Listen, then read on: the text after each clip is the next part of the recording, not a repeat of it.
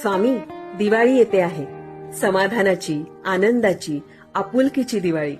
पण खरंच ती सर्वांसाठी सारखीच असेल का हो?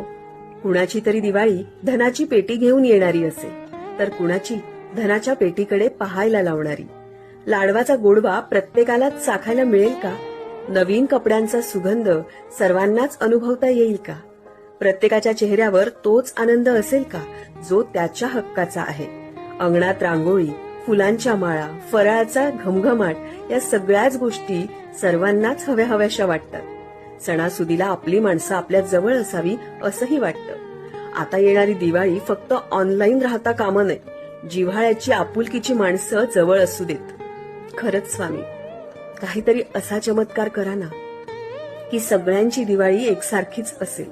कोणाला कोणाकडे पाहून असं वाटायला नको की त्याच्या जागी मी असतो तर. खरंच काहीतरी चमत्कार करा ना स्वामी.